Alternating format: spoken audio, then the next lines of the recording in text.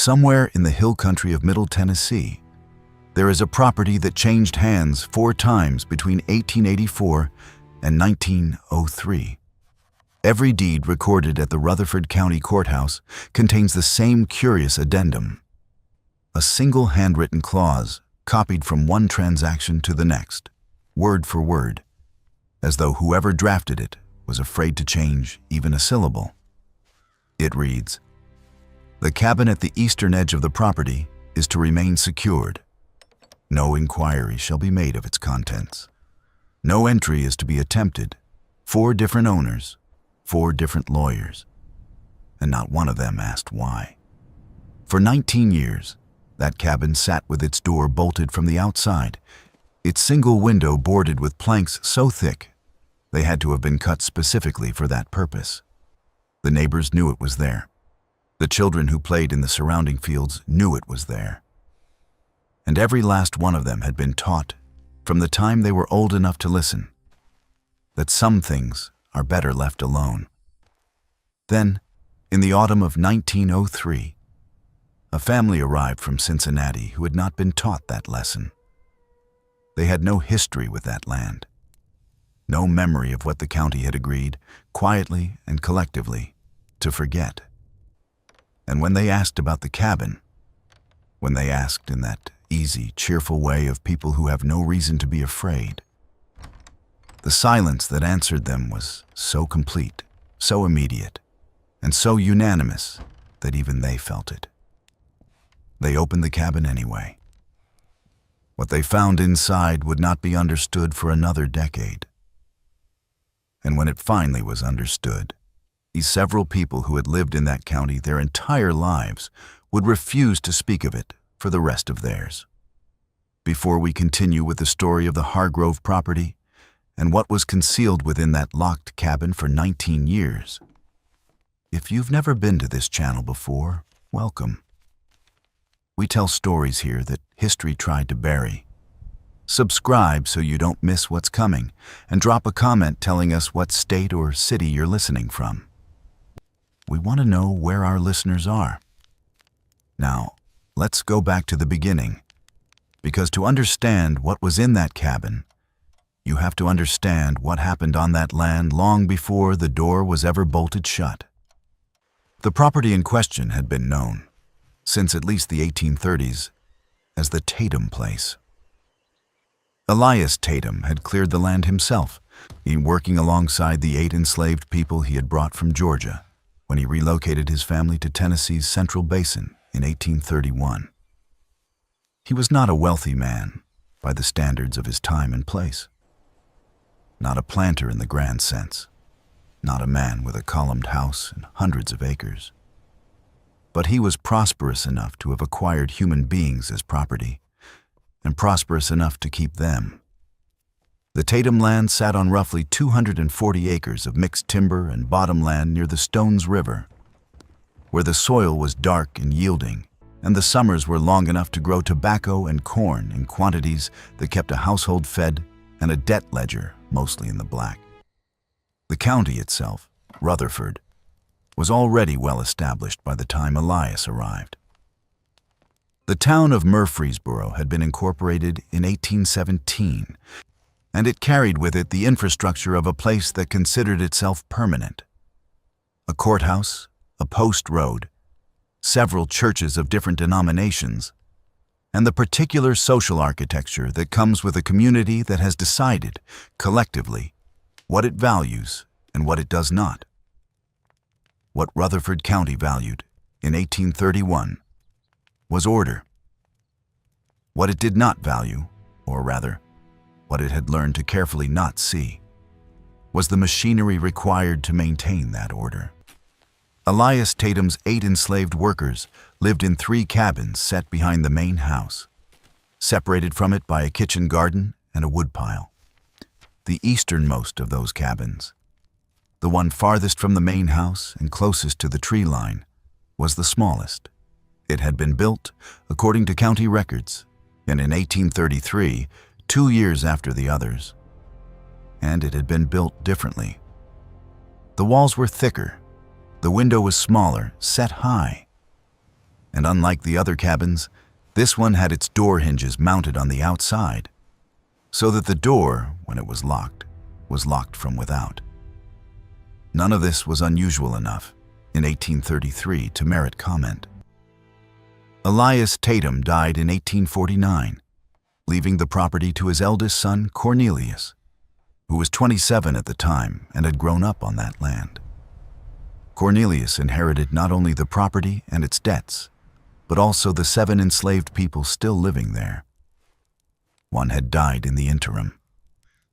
And whatever understanding he had developed over the course of his childhood, of how that land functioned, he had watched his father.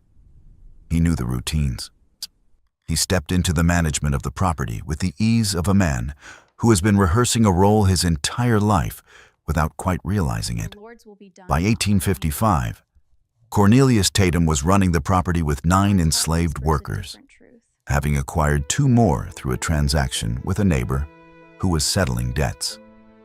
He had also married a woman named Dorinda Pruitt, the daughter of a preacher from Smyrna, who brought to the marriage a deep and apparently sincere religiosity and a habit of recording things in journals. It is Dorinda's journals, 3 of them, discovered in a trunk in the Murfreesboro Public Library in 1914, that provide the most detailed account we have of what life on the Tatum property looked like in the years before the war. She wrote about her garden. She wrote about her children, 3 of them born between 1856 and 1861. She wrote about the weather with the specificity of someone who understood that weather governed everything in a farming household. The planting, the harvest, the travel, the health of animals and people alike. And occasionally, tucked between entries about scripture and household management, she wrote about the Eastern cabin. Not often, not with any apparent alarm, but she wrote about it. The first mention comes in an entry dated March of 1857. Cornelius has moved Amos to the East cabin alone. He says it is necessary for the management of the others. I did not ask further. The second mention is from July of the same year. The East cabin is kept locked at night now. Cornelius carries the key himself. I have not seen Amos at the communal meals in some weeks. Eliza brings food to the door. Then, nothing for almost 2 years. The third mention is from January of 1859, and it is different in tone from the others. Dorinda's handwriting, usually neat and consistent, becomes erratic in this entry, the letters pressing harder into the page as though she is fighting something as she writes. She does not explain what she observed. She does not describe what she found when, apparently, she approached the Eastern cabin on her own one morning while Cornelius was away at the market in Murfreesboro. She writes only this: I understand now why the window is placed where it is. I understand now what the lock is for. God forgive this house. And then the subject does not appear again for another 18 months. When to read Dorinda Tatum's journals in sequence is to experience the particular horror of a woman who has made a decision about what she will and will not permit herself to know. She was not ignorant. She was educated, literate, and clearly capable of sustained moral reflection. Her entries on scripture are thoughtful and sometimes startlingly nuanced. But she had also married into a system, and she lived inside it. And the cost of truly seeing that system was a cost she appears to have decided she could not pay. So she looked away, and the East cabin stayed locked. And Amos, whoever he had been before March of 1857, disappeared entirely from the written record of the Tatum household. The Civil War arrived in Rutherford County with a force that surprised even those who had been anticipating it. The Battle of Stones River, fought at the very end of December 1862 and into the first days of January 1863, was one of the bloodiest engagements of the entire conflict. Nearly 13,000 Union casualties. more than 10,000 Confederate, all of them on ground that Rutherford County families had farmed and walked and been buried in for decades. The sound of that battle could be heard for miles. The wounded were brought into Murfreesboro in numbers that overwhelmed every available structure: churches, the courthouse, private homes. Cornelius Tatum was not a soldier. He was 39 years old in 1862, and whatever exemptions or arrangements he had made to avoid conscription, he was on his property when the armies moved through. He had sent Dorinda and the children to her father's house in Smyrna at the first sign of Union troop movements, and he had stayed behind to protect, as he put it in a letter to his brother-in-law, what is mine. What happened on the Tatum property during those weeks in December and January is reconstructed from 3 sources. A deposition given by a Union soldier named Corporal Frederick Osterhaus, who passed through the area in early January of 1863. A letter Cornelius wrote to his wife on January 9th of that year, and an account recorded by a freedman named Solomon Gentry in 1871 as part of a labor dispute documentation in Nashville. Corporal Osterhaus, in his deposition, noted that his unit had camped briefly on or near the Tatum property on the night of January 4th. He wrote that they observed a structure at the eastern edge of the farmyard, a small cabin, heavily built, with a bolted door, and that they heard, from inside it, a sound that he described as a voice, though not speaking in any way I could make out. More like something between a man singing to himself and a man talking to himself that's been doing it so long he's forgotten there's a difference. He wrote that they did not open the cabin. They had orders to keep moving. Cornelius's letter to Dorinda, written 5 days later, makes no mention of Union soldiers on the property.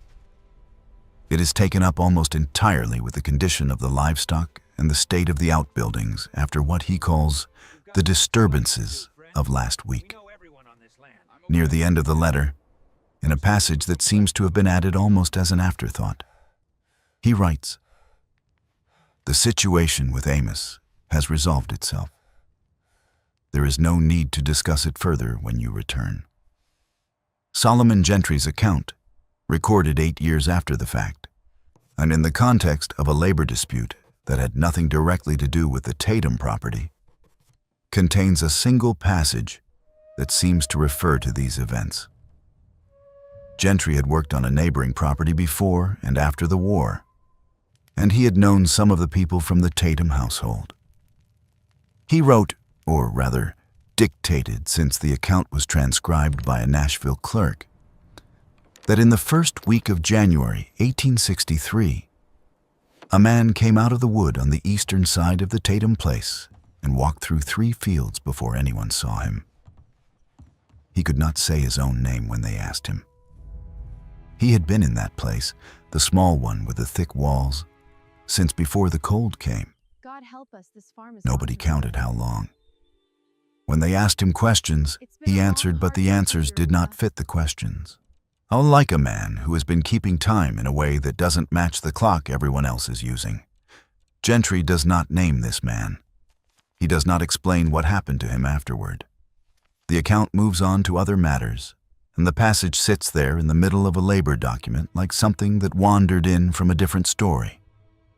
It is the only surviving first-hand account that might, if you read it carefully enough, describe Amos walking out of the east cabin during the chaos of the battle's aftermath. Or it might describe someone else entirely. The documents do not resolve this question.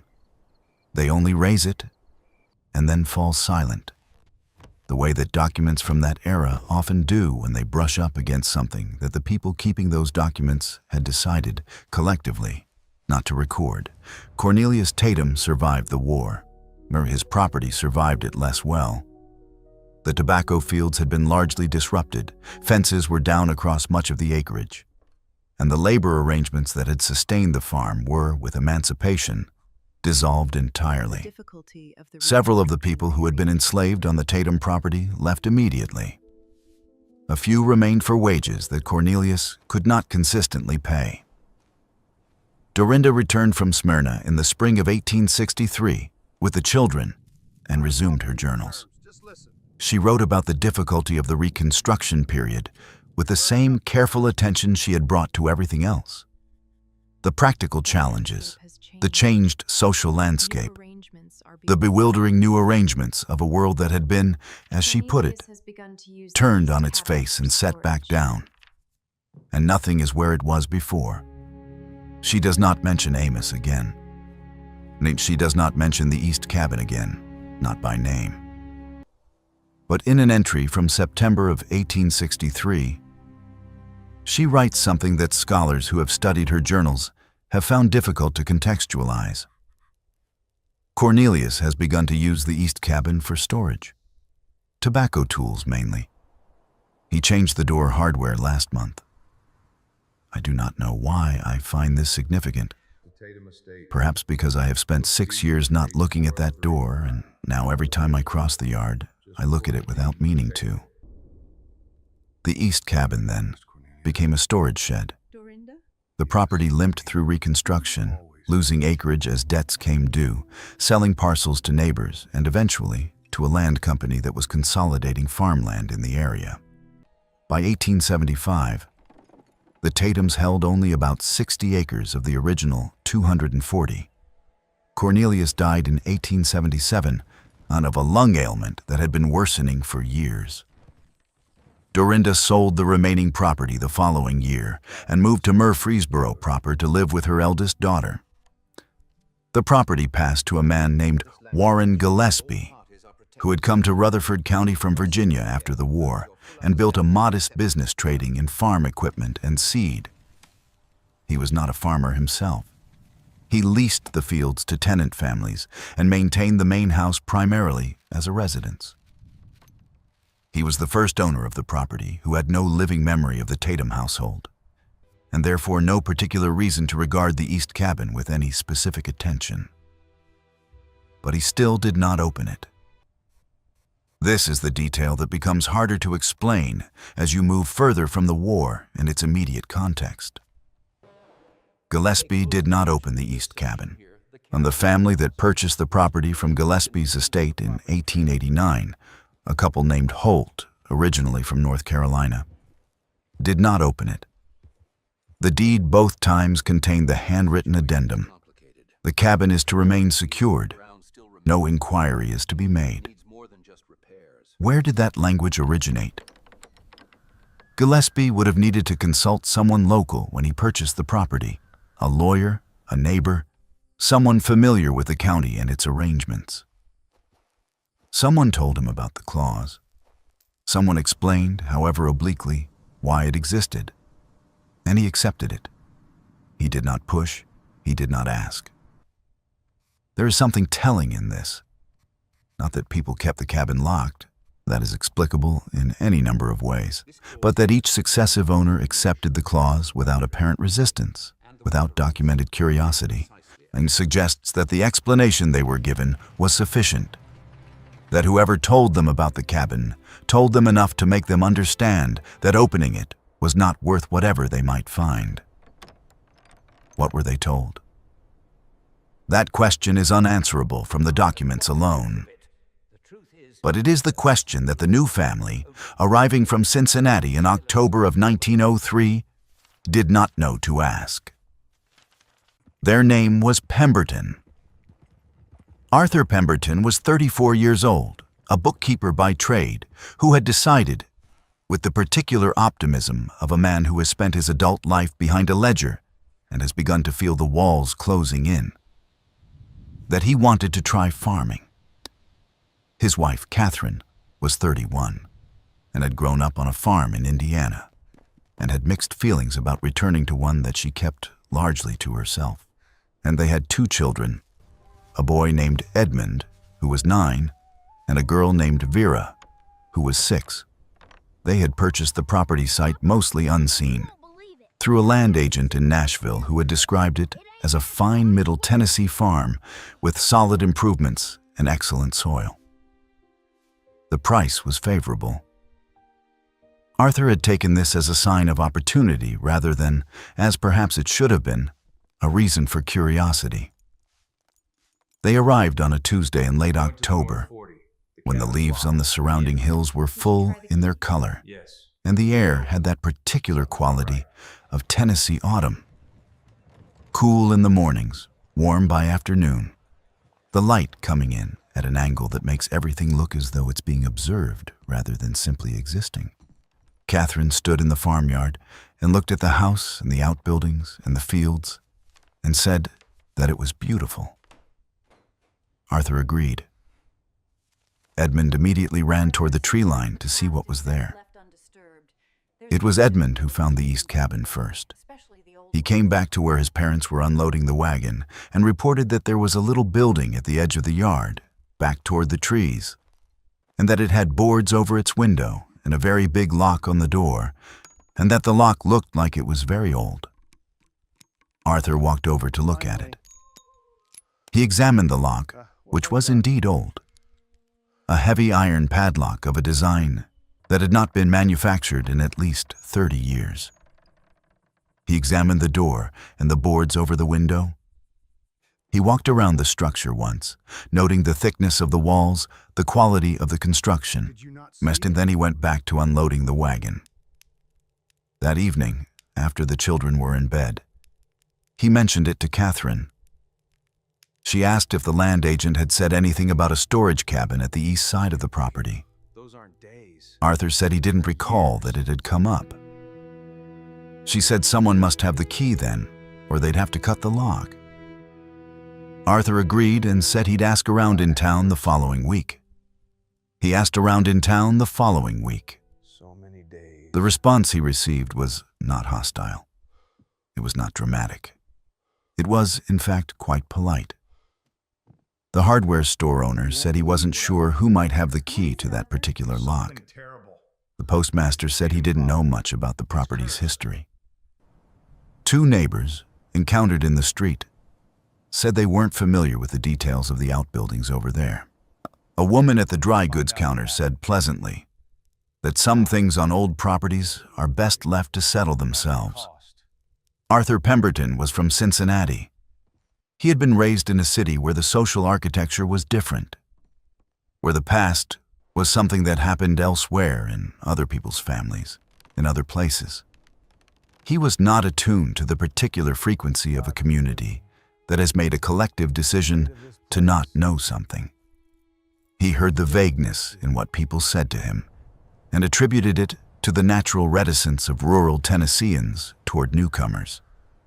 He did not hear the agreement underneath it. He went back to the property and cut the lock. He used a cold chisel and a hammer from the toolbox he'd brought from Cincinnati, and he worked at it for the better part of an hour, because the iron was old and dense and had not been designed to yield to anything. Catherine stood a few yards back, watching. Edmund and Vera had been sent to occupy themselves in the front of the house, away from the east yard. The morning was overcast, the light flat and gray, the trees at the edge of the property already stripped of most of their leaves. When the lock finally gave, Arthur pulled the door open. The smell that came out was old and enclosed and complex, wood and earth and something else, something that Catherine, who had grown up on a farm, recognized without quite being able to name immediately. It was the smell of long habitation in a small space. Not decay, not anything dead. It was the smell of a place where someone had lived. Arthur stood in the doorway for a moment. Then he stepped inside, and the cabin was about 12 feet by 14. The floor was packed earth, worn smooth. The walls were bare logs, the chinking between them dried and cracked in several places. High on the eastern wall, just below the roof line, was the window, the single window, with its boards still in place. The light that came through the gaps in the boards was thin and came in stripes across the floor. Along the south wall was a plank shelf. On the shelf were objects: a tin cup, badly rusted, a piece of rag, unrecognizable as anything specific. A small wooden implement of uncertain purpose, hand-carved, worn smooth with handling. And a series of marks on the wall beside the shelf, scratched into the wood of the log itself, deep enough to have required sustained effort. Marks arranged in groups, in a counting pattern. The kind of marks a person makes when they are keeping track of days. Arthur Pemberton stood in the east cabin for a long time, looking at those marks. He was a bookkeeper. He counted things for a living. He counted the marks. There were, depending on how you grouped them, somewhere between 480 and 520 days' worth of marks on that wall. Give or take a week, that was approximately 16 to 17 months. He came out of the cabin and looked at his wife. She was watching him from where she stood in the yard, her arms folded against the October chill. She could tell from his face that something was wrong. She asked what was in there. He said it used to be where someone lived. She asked who. He said he didn't know yet, but he was going to find out. That evening, he sat at the kitchen table with a lamp and began to write down questions. Not answers. He had no answers yet. Just questions, in the careful, organized way of a man who has spent his working life making sense of numbers and what they represent. Who had been kept in that cabin, and why? For how long? Who had authorized it? Who had maintained it? And who, after everything that had apparently happened there, had decided that the door should be locked from the outside and not opened again? The questions covered 2 pages. He folded them and put them in his coat pocket. And then he went to bed and lay awake for a long time, listening to the sound of the wind moving through the bare trees at the eastern edge of the property, coming from the direction of the cabin, whose door now stood open for the first time in 19 years. And it was not difficult for Arthur Pemberton to locate the county records. He was systematic and patient. And the Rutherford County Courthouse, rebuilt after substantial war damage, maintained reasonably organized deed and property records going back to the county's founding. What he found there, over the course of several visits across November and December of 1903, was a paper trail that was illuminating in its outlines and maddening in its gaps. He found the succession of property sales, each with the clause about the cabin. He found Cornelius Tatum's name and his father Elias's name, and the dates of their respective deaths. He found the assessment records from before the war, which listed the enslaved people on the property by first name only, as was standard. Names recorded not as people, but as property values, then each followed by an age and an approximate dollar amount. In the 1840 and 1845 assessments, among the names, was Amos, listed as a male, approximately 30 years of age in 1840, valued at $650. In the 1850 and 1855 assessments, Amos appeared again. In the 1860 assessment, the last one conducted before emancipation changed everything. Amos was not listed. He had been removed from the inventory before the war. That fit, more or less, with what the documents suggested about his removal to the east cabin around 1857. But it raised a new question. What was the official explanation for his absence from the 1860 inventory? Had he been sold? Had he died? Had someone simply chosen not to include him? Arthur found no record of a sale. He found no death record, though death records for enslaved people in this period were kept inconsistently at best. He found nothing that explained Amos's absence from the 1860 records except the absence itself. He went back to the cabin. He stood inside it and looked again at the marks on the wall. He had brought a candle this time, and he moved it slowly along the counting marks, examining them more carefully than he had the first time. They were arranged in the standard grouping.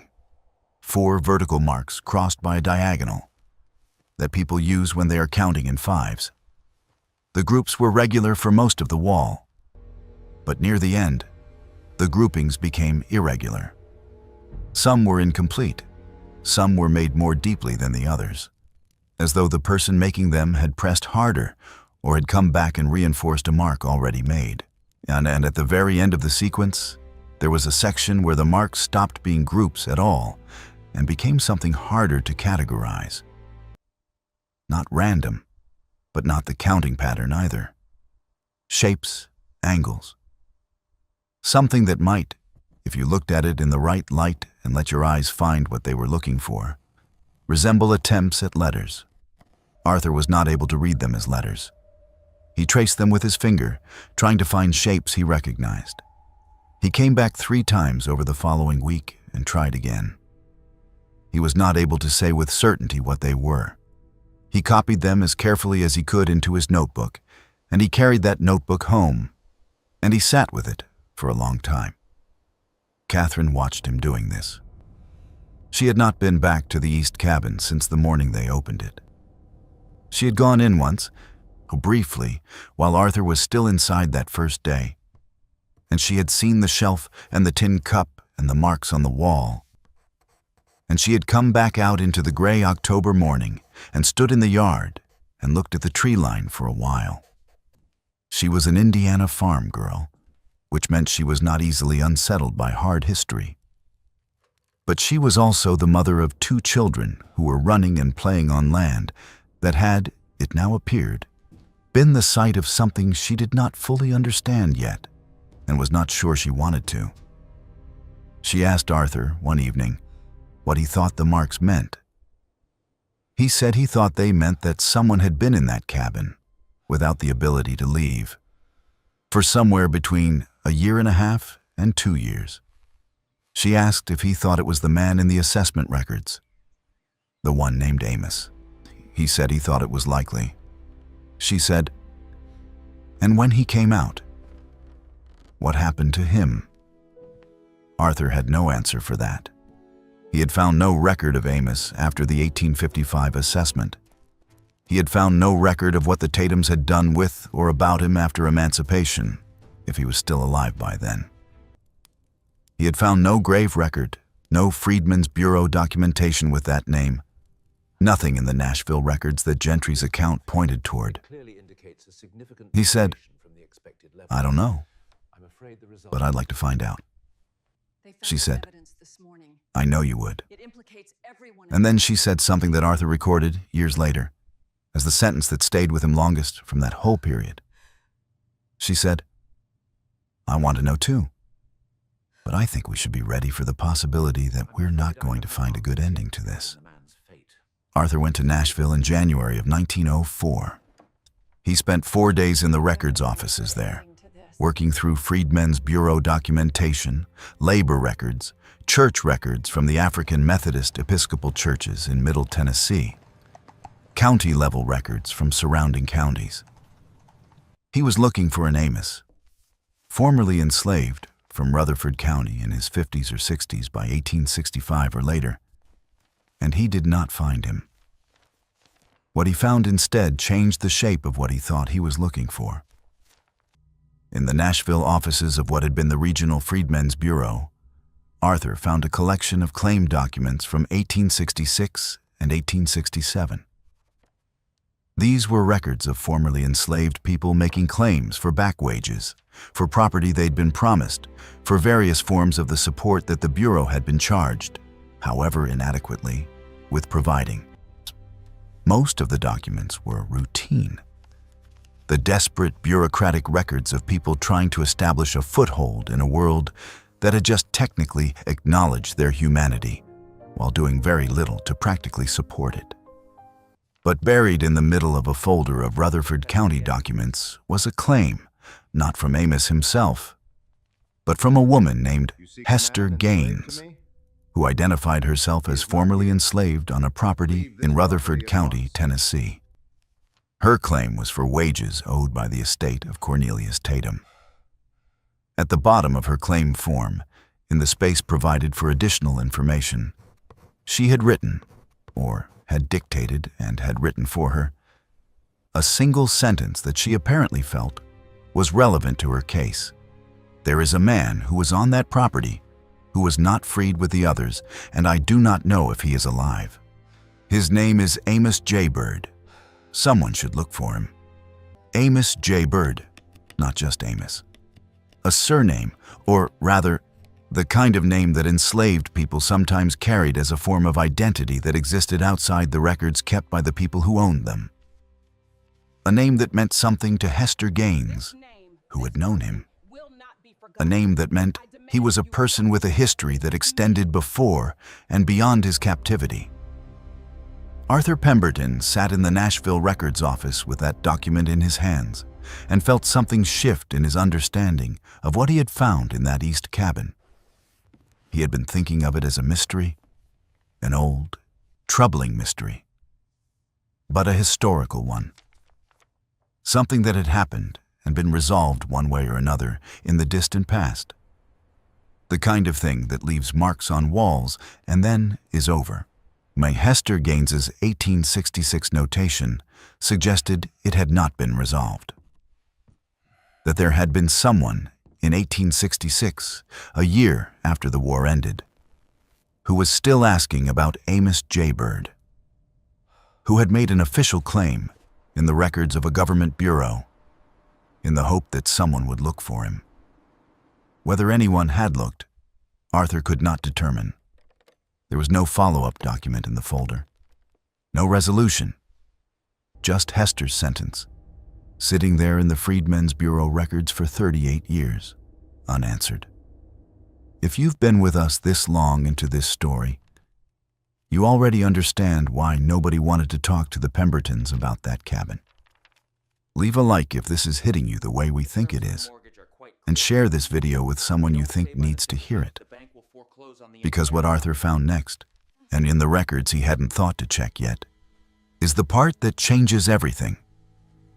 The key to what happened, the mechanism of it, the specific human decisions that produced that East cabin and what it contained, came not from the grand repositories of Nashville, but from the basement of the Murfreesboro Methodist Church, where a deacon named Cyrus Ledbetter had, for reasons he himself apparently could not fully explain, preserved a collection of correspondence and personal documents belonging to several local families.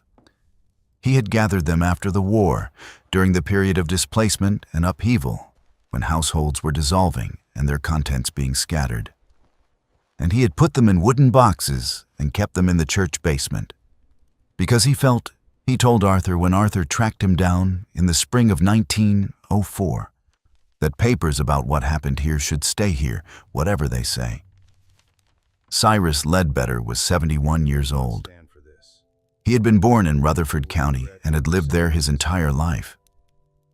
He received Arthur in his home, which was small and neat and smelled of pipe smoke and old paper. And he listened to what Arthur had found and what he was looking for. Then he got up and went to a cabinet and came back with a bundle of documents tied with a faded blue ribbon and set them on the table. The documents included several pieces of correspondence involving Cornelius Tatum, letters he had written and letters he had received. Ledbetter had obtained them, he explained, from Dorinda Tatum's daughter, who had found them among her mother's effects after Dorinda died in 1891. Arthur read through them carefully, there at Ledbetter's table, against with the old man watching him from across the room. The picture that emerged was not simple, and it did not resolve into the shape that Arthur had been expecting. He had been constructing, over the months of his investigation, a narrative with a clear architecture. A man locked in a cabin, a cruel and arbitrary act of confinement, a secret maintained by a community complicit in its perpetuation. What the letters showed him was something more complicated, though not, ultimately, less damning. Amos J. Bird had, according to a letter Cornelius received in 1856 from a man in Murfreesboro named Thaddeus Creel, been involved in what Creel described as communications of a dangerous nature with the free-colored population in Nashville. Creel was, as best Arthur could determine from context, like some kind of informal liaison between local property owners and the county's law enforcement apparatus. The kind of man whose precise role is never quite officially articulated, but who everyone understands performs a function in maintaining the order of things. The communications Creel referred to were, reading between the lines of his careful language, connected to the broader network of correspondence and mutual assistance that enslaved and free black people in the South maintained as a form of resistance and survival. Amos Jaybird, it appeared, had been writing or sending word by other means, since literacy was dangerous and often illegal, to people beyond the Tatum property. He had been in contact with people in Nashville. He had, Creel wrote, made himself a problem that requires a solution before it becomes a larger one. Cornelius Tatum's response to this letter, a draft of which was in the bundle Ledbetter had preserved, was measured and careful. He wrote that he understood the concern, that he would manage the matter privately, that there was no need to involve the county formal structures, which would create records and attention that served no one's interests. He would handle it himself. Handling it himself meant the east cabin. It meant the thick walls and the high window and the lock from the outside. It meant removing Amos Jaybird from the visibility of the other enslaved people on the property, from the visibility of neighbors and travelers and county assessors, and placing him in a state of enforced invisibility, from which, Cornelius clearly calculated, the problem he represented would simply stop existing. It was not an unusual calculation for its time and place. This is part of what makes it so difficult to look at directly. It was a form of control that existed within the broad tolerance of a social system that had decided certain things were not crimes and certain people were not victims. Cornelius Tatum did not lock Amos Jaybird in that cabin because he was uniquely cruel. He did it because the system in which he operated made it possible, and the community around him made it acceptable, and no one in a position to object had sufficient power to do so. What happened in that cabin over the 16 to 18 months that the counting marks suggest? The documents do not say. Hester Gaines's 1866 claim suggests that Amos was alive when the war ended, or at least that she did not know he was dead. The disoriented figure in Solomon Gentry's account, the man who walked out of the eastern wood in January of 1863 and could not fit his answers to the questions asked of him, may or may not have been Amos.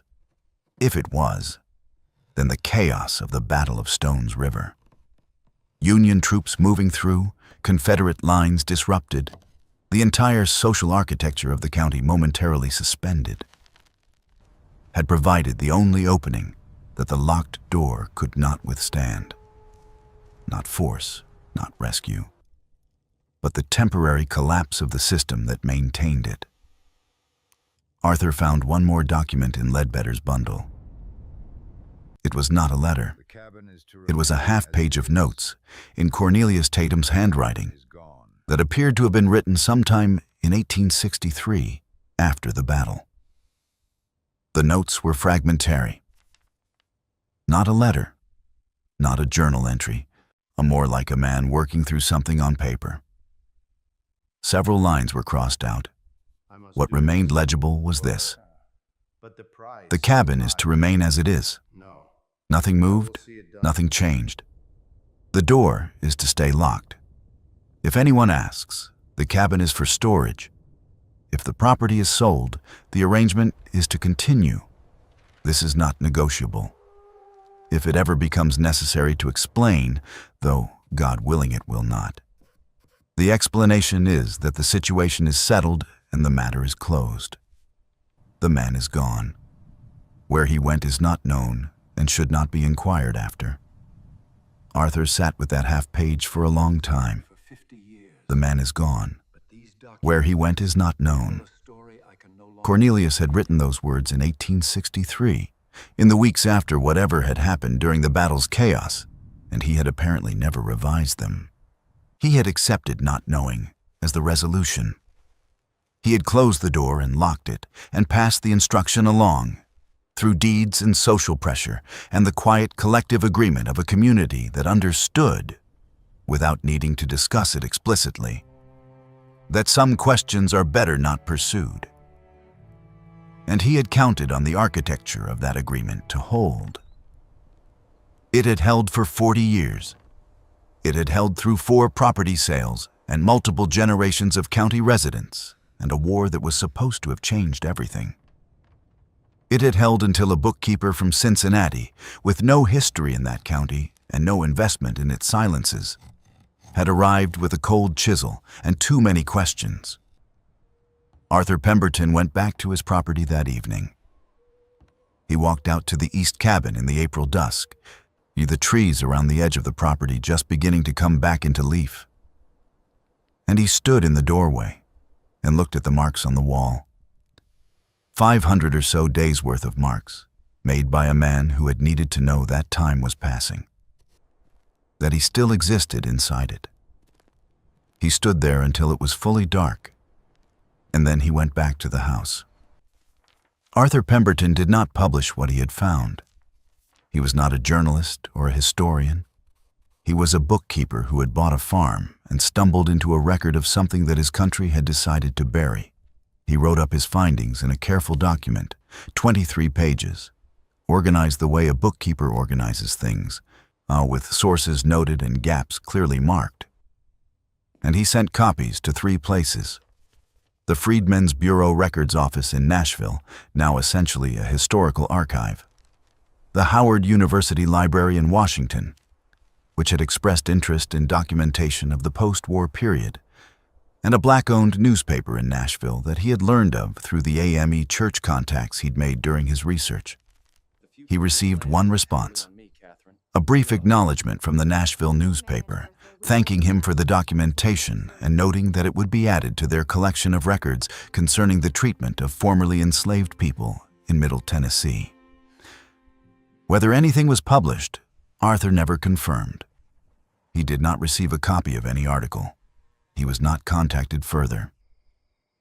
He and Catherine had a conversation on sometime in the late spring of 1904 about whether to stay on the property.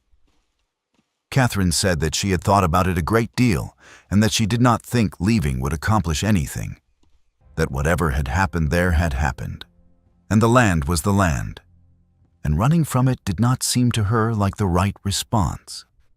Arthur agreed, though he noted that he had lost considerable enthusiasm for farming in general, and that the property's main appeal, its price, its mystery, had resolved itself in a way that he hadn't anticipated. They stayed for 6 more years. Arthur never fully reconciled himself to the property's history in the way that Catherine seemed to. He walked past the east cabin every day, and what he felt, he wrote in a letter to his brother in 1907, was not fear, not anything supernatural or irrational, but a kind of grief that he couldn't quite locate. Not for someone he had known, for the fact of it, for the normalcy of it, for the 40 years of silence that had required no conspiracy, no dramatic enforcement, just the quiet agreement of people who had decided that their comfort was worth more than someone else's existence. He wrote, "The worst thing I found in that cabin was not the marks. The worst thing was how easy it was. Nobody had to force anyone to keep quiet.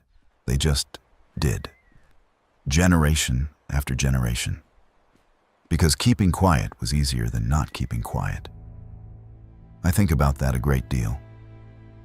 The property was sold in 1910. The deed did not contain the clause about the east cabin. Arthur removed it. He also removed the boards from the window before they left, so that light could come through. He was not sure why this felt important. It just did. What became of Amos J. Bird is not known.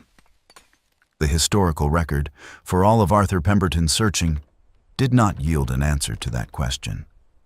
There is no death record. There is no freedman's record. There is Hester Gaines's 1866 notation, "Someone should look for him." And then silence. It is possible that he survived. It is possible that he built a life somewhere outside the reach of Rutherford County's records. It is possible that he lived for decades after walking out of that cabin, if it was him who walked out, and that he found his way to people who could help him, and that his story continued in directions that left no paper trail for a Cincinnati bookkeeper to follow 30 years later. It is also possible that it went the other way. The documents don't say.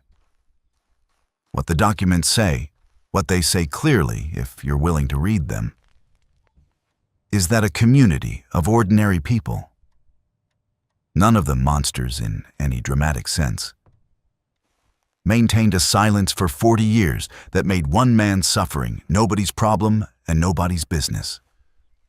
They maintained it through property transactions and social pressure and the simple, devastating power of collective agreement. And when the silence was finally broken, it was broken by an outsider, someone who hadn't been taught to look away, wielding nothing more dramatic than a cold chisel and the assumption that questions deserve answers. The east cabin stood on the property until at least 1923, when county records show it was demolished.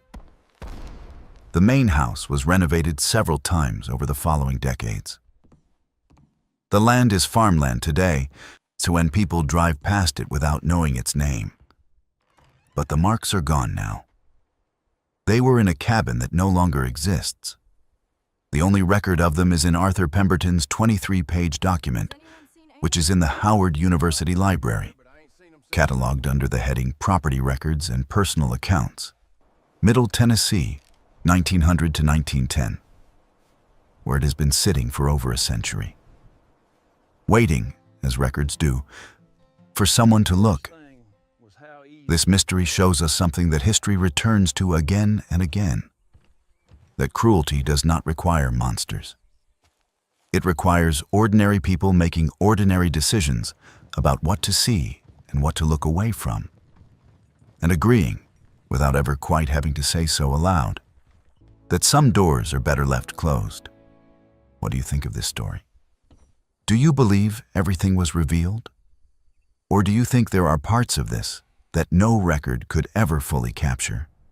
Leave your comment below. If this story stayed with you the way we hope it did, subscribe to Liturgy of Fear, hit the notification bell, and share this with someone who needs to hear stories that history tried to forget. We'll see you in the next one. I'm freezing. I'm bleeding. Slowly fading away. But don't worry, I'm fine.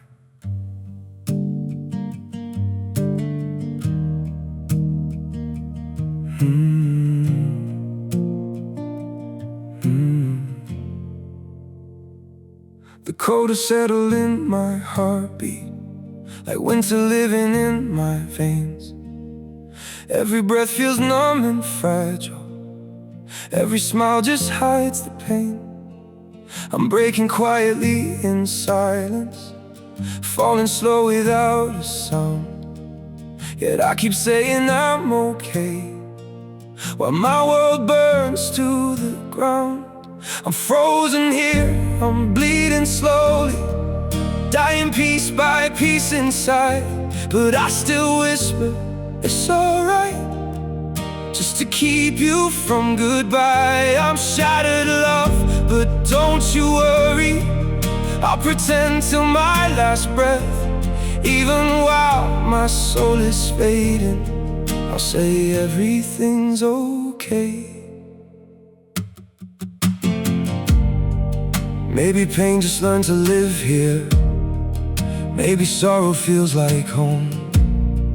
So I wear my wounds like armor and survive them all alone. I'm frozen here, I'm bleeding slowly, dying piece by piece inside. But I still whisper, it's alright, just to keep you from goodbye. I'm shattered, love, but don't you worry, I'll pretend till my last breath. Even while my soul is fading, I'll say everything's okay. If you ever see me smiling, no, it's just my last defense. 'Cause sometimes love means hiding how much you're suffering. No, I'm frozen here, I'm bleeding slowly, dying piece by piece inside. But I still whisper, it's alright, just to keep you from goodbye. I'm shattered, love, but don't you worry, I'll pretend till my last breath. Even while my soul is fading, I'll say everything's okay. It's okay.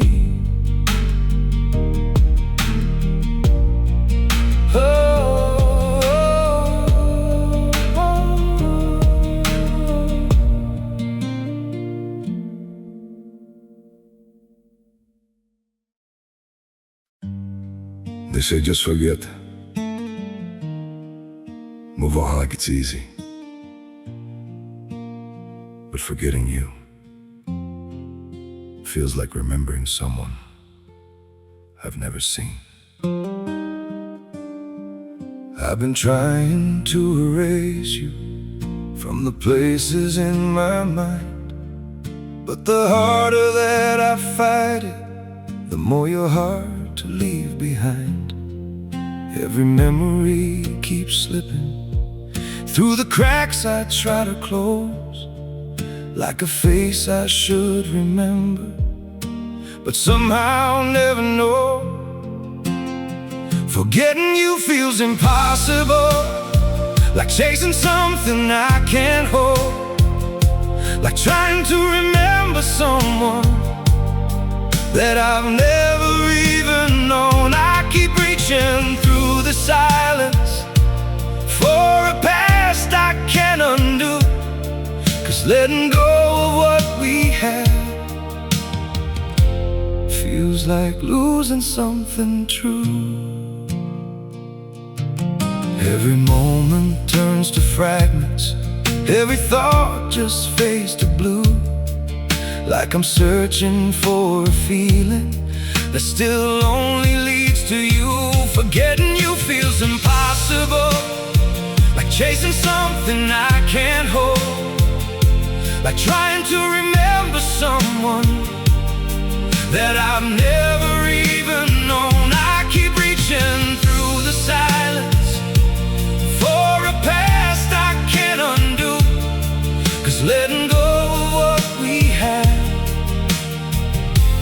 feels like losing something true.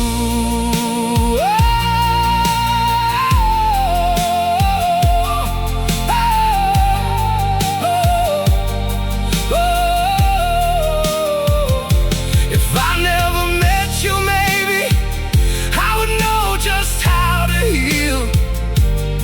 But now every empty moment still reminds me what is real. Forgetting you feels impossible, like chasing something I can't hold, like trying to remember someone that I've never even known. I keep reaching through the silence for a past I can't undo, 'cause letting go of what we had feels like losing something true.